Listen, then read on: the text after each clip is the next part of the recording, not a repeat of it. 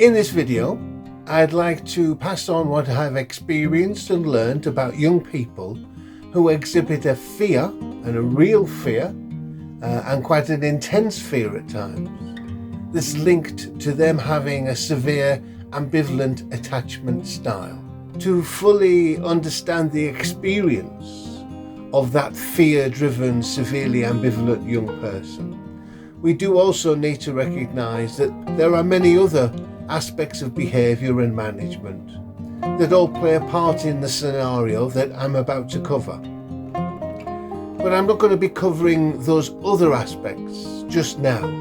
I'll cover those in separate videos because I don't want to cloud issues or have any other point to take away from the importance of the point I wish to make in this video, which is the main driver for the fear within the severely ambivalent young person. And the other aspects just feed off that. So right now, I want to focus on the aspect of the fear that is part of the severely ambivalent attachment style. And just to give you an example of the fear with the attachment style, I once asked a young person to describe their ideal home, the place where they would one day like to live in ideal circumstances. And the description that came back wasn't of a rose-covered cottage or a stylish country manor or even of an ordinary townhouse where most of us live. The description that relayed to me was of a home with thick and high walls to keep people out. And it even had a surveillance tower to ensure that nobody managed to break in. Now, to me, an elderly, mildly avoidant person, the description that I was given was basically how I would describe a prison. However, this young person felt those measures necessary to keep themselves sane. A carer complained to me one day about a teenage girl in his care, and you could feel the frustration in his voice as he said, "Blimey, I get up early and she's there outside my bedroom door, dressed and ready, waiting for me. She's then glued to my side all day. That's everywhere I go, everything I'm doing, she wants to be there.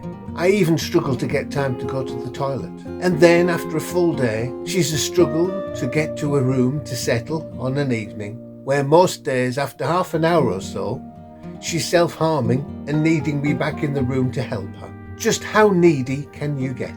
To me, that story is a perfect example, not only of a carer who doesn't quite understand the attachment styles and the needs of the young person in his care, nor also of his own attachment style, but also a perfect example of the fear that he hadn't recognised that underlies the severely ambivalent attached young person. Now, just to set the scene, we are talking about mental health here. The mind is a wonderful and powerful part of us, but it can also cause us problems. If it starts telling us that we are in danger, then the body will react accordingly to meet that perceived danger. But the mind can also play tricks on us, or in our scenario, it can remember previous dangerous situations of trauma and then recreate those same chemicals and emotions on another occasion that makes us believe that we are back in the original dangerous situation, even when we're not. I'm sure we've all heard of examples of shell shock and PTSD from war veterans, where noises or situations in a peacetime street years after the war had ended were interpreted by the brain incorrectly and took that person back to when they were in the wartime trench being bombed by the enemy. I would also ask you to check out mirror neurons, where again the brain reacts to an experience that the person isn't actually experiencing, but reacts as if they were. I do have a separate video on mirror neurons, if you'd like to check that one out. And also, with attachment styles, A severely ambivalent or a severely avoidant young person are on the fringes of a disorganized attachment style. Both avoidant and ambivalent attachment styles have a range from low to high, or low to severe, where the style borders other attachment styles at the top and the bottom of the range.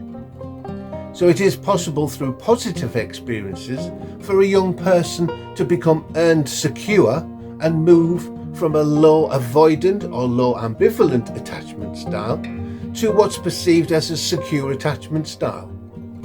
That's a positive move. Likewise, however, a young person who has a relatively severe ambivalent or severe avoidant attachment style, given possible further traumatic experiences, can increase the severity of their attachment style, and this can become a disorganized attachment style. And with disorganized attachment style comes chaotic thinking, an almost constant level of fight, fright and freeze, and the recognition of severe aspects of mental health. In my experience, the only way to help a young person out of a disorganized attachment is either a long period in a single placement with very, very good carers, or a secure unit, or a stay in a mental health ward. So a severely ambivalent attached young person is actually only a short step away from having a disorganized attachment style. So I think we need to accept that there will be some aspects of mental health apparent in the behaviours of anyone who is severely ambivalent or severely avoidant. Okay, the conversation with my carer describes this very needy young female. It's not very unusual. I've encountered several young people like that previously, both male and female. So let's try to work out what's happening here. First of all, we know that safety is the root of attachment theory. It's why children seek attachment in order to survive.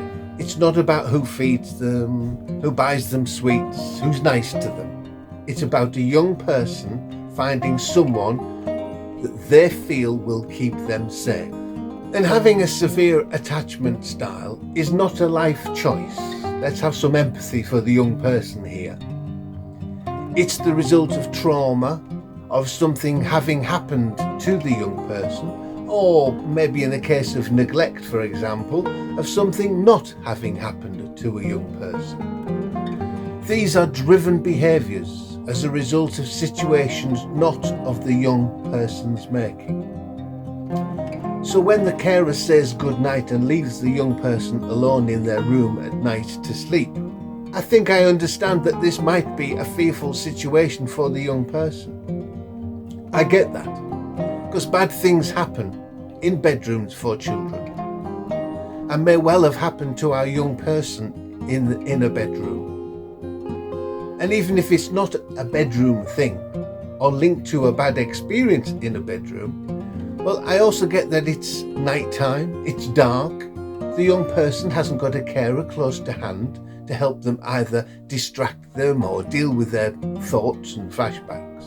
So if I try to see this from the point of view of the young person, I think that being fearful of being alone in your bedroom at night might make sense. I can then understand why so many severely ambivalent young people find excuses to come out of their bedrooms at night, to go to the bathroom, to ask the carer for pens, paper, toys, drinks, books, food. In a way, are they just checking that the carers are still there? Because they want to be sure that the carer is holding them still in mind, because they want to make sure that the carer is providing safety that they need, and to ensure that the carer hasn't forgotten about them and is still holding them in mind. But why would a severely ambivalent attached child have this need to be around the carers during the day? And it's a proper need. You know, there's daylight. It's not creepy or scary. And there are probably more things to do to distract a young person from flashbacks or being fearful of being alone with their thoughts. So where's the need coming from in the daytime? Where's the fear coming from in the daytime? For me, an insight into the answer for that comes from a young, severely ambivalent female that I fostered in my learning days on attachment theory. The young female was almost exactly as described by my carer, with the exception that she didn't self-harm at night. I asked her once why she needed to keep me so close, and she said that if I go into another room without her, then I might run off through a door or even climb out of the window to run off and escape and leave her. That was nothing like the reality of the situation for me.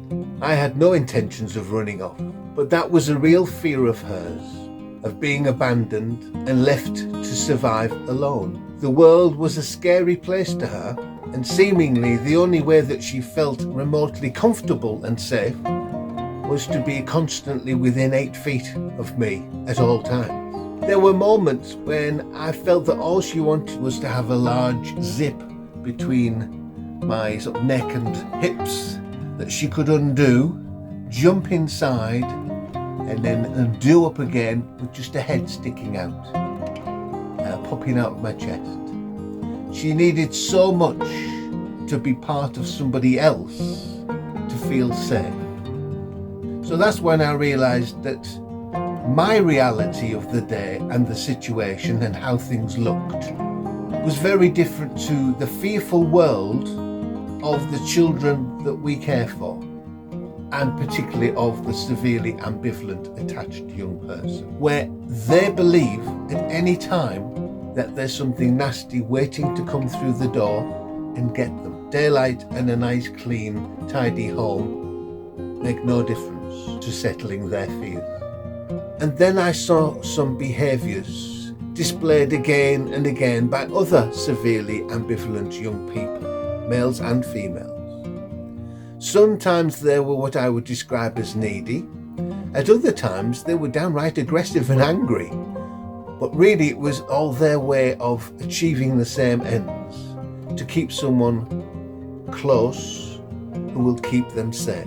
And it became clear to me that these young people needed a strong person of substance around them to help them co-regulate and to help forget or distract them, to take their minds off the voices in their heads or help with memories of bad things that might have happened to them. It also seemed that they all shared the belief that at any moment something big, bad and nasty would come through the door to harm them. So during my training of carers into the home, I would describe this to them as the lion in the door scenario. And the more that the young person believed that the adult with them would go to that lion and fight and save the young person, then the more settled the young person would become. Now I ask you, how often would you expect this lion at the door to occur?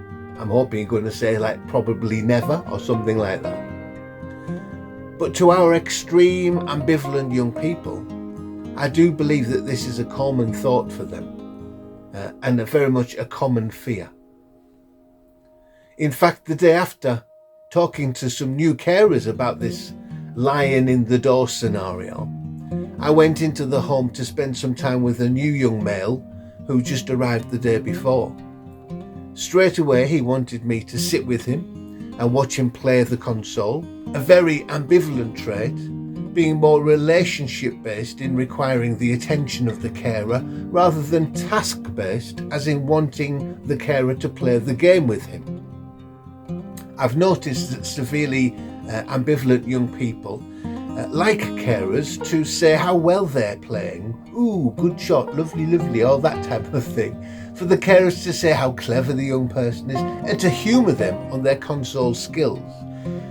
Preferring that to actually having the carer join in the game with them. But then he asked me out of the blue, what would you do if a zombie came in through that door? And straight away I said to myself, aha, I know the answer to this one, because it's the same answer I would ask my carers to give of the lion in the door scenario. So I said to him that I would go over to the zombie and I'd wrestle him whilst he ran out the room, jumped over the fence, ran to the neighbours and called the police. He didn't have his own mobile phone. At which point he fell off the chair laughing. OTT. Smiling and deliberately maintaining eye contact with him. I said, "What's wrong with that?" And he said, "Police, police. Are you daft? You'd call the army for a zombie, not the police." At least I thought I'd give him the right response. He knew that I would fight to keep him safe and not leave him to die. So during induction training for new carers, when I came to try to describe this fear of the severely ambivalent young person, I was struggling for several years to convey the level of fear that really exists. I needed an analogy to draw a comparison to help new carers really understand the levels of fear involved here, especially during those daylight hours when the young person remained glued to the side of the carers. Because I knew some of the carers, those with an avoidant attachment style, might genuinely struggle with the level of need from the severely ambivalent young person. To have that level of emotional drain on you when you don't actually understand what it is and where it's coming from, as avoidant people probably wouldn't understand, can be very irritating and frustrating, and certainly a struggle to work with, especially when it's related to a young person being able to see fear in a situation that quite clearly doesn't exist as far as the carer is involved. So I would love to hear from anyone out there on an analogy that they could come up with to describe the fear. But the one that I now use to this day is to ask my carers to consider that you are walking around in a haunted castle by yourself, and let's say it's Dracula's castle in Transylvania. You are the young person. Every room is creepy and scary, and there's no way out. Staying put in one room might be a good thing, but then something might come in the door. So moving on to another room might be a better idea, but then there might be something scary in there. So imagine that you are a young person in this very scary, fearful castle, and suddenly an adult walks in the room, and they seem to have the garlic, the crucifixes, the silver bullets, the wooden stakes, everything that you need to keep yourself safe. If you're the young person, you're not going to say hi and then walk off to the next room, still feeling fearful. I would say that you're going to latch onto this adult and either go where they go and stay very close to them, or if you do need or want to go in a different direction, then you're going to be controlling, manipulative, and maybe even aggressive to ensure that the safe adult comes with you to keep you safe. Now, that's not being needy of the adult. For me, that's an attachment to the adult for what they can provide to keep you safe. And it's not about love, and it's not about affection for the carer, because when Count Dracula eventually appears in their mind, the young person will expect the adult to lay down their life in order to allow the young person to escape. That's good enough for the young person. The adult has served their purpose, and our young person will now be looking for another attachment figure to keep them safe. This is purely about keeping them safe. It's not about love. It's not about affection. And then when it comes to nightfall, when you live in this castle Dracula, and it's time for you to go to bed alone in your room, well, hang on. Aren't you going to be saying to the adult, "Can't you stay here with me?" And when the carer does manage to leave the bedroom that evening, doesn't this scenario explain why so many ambivalent young people do find so many excuses to come out of their bedrooms on an evening. So yes, they do go to the bathroom. They do ask their carers for pens, toys, drinks, food, etc. And yes, they're going to make sure that the adult is still there to keep them safe. Actually, just like the young female that I cared for, maybe the young person is also coming out to check that the adult is still present and hasn't run off through a door or a window and left them to die. So yes, I know the analogy sounds a bit unusual, even a little weird, to be honest. But given the reality of the young person who is on the verge of mental health issues with a severe ambivalent attachment style, I do get why they may see the world as a scary place. And I can see how they can actually perceive the world in very different terms to how adults around them would see the world. For them, there is fear all around in situations that we are unable to recognize unless we use this analogy. So, in conclusion, let's go back to the carer venting their frustration at the apparent needy behaviour of the severely ambivalent attached young person. And generally, this was my response to them. Yes, she does get up early, and yes, she is there outside your bedroom door waiting for you. And that's because she sees you as an attachment figure, because there's a lot of fear in her life, and she reckons that you are a good bet to keep her safe. And no, it's not that she loves you or has any particular affection for you, sadly. So she's still going to be challenging in what you ask of her and her general behaviours during the day. She won't be magically guided by you or has any specific loyalty to you. That's not how this works. But you are performing a service as an attachment figure for her. And that's why she wants to keep you close. That's also why she may argue and be very aggressive to other young people who put demands on your time because they might be taking your attention away from her. It's the fear that she sees as present and real in her life that creates the attachment to you. The fact that you can see the sun shining and the fact that it's a nice clean house that she lives in, well, that's not her reality.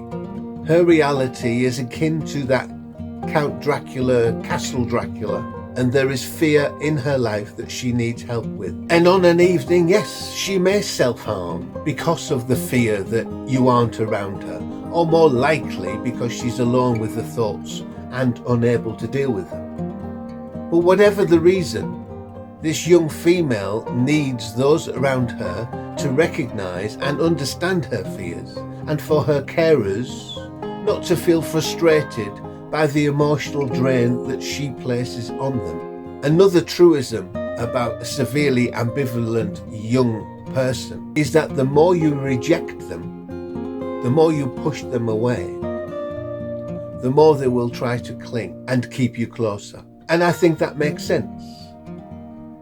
Because if you are severely ambivalent and get the inkling that your carer, the person who is keeping you safe, is thinking of leaving you, aren't you likely to become heightened and more clingy to that person who is keeping you safe?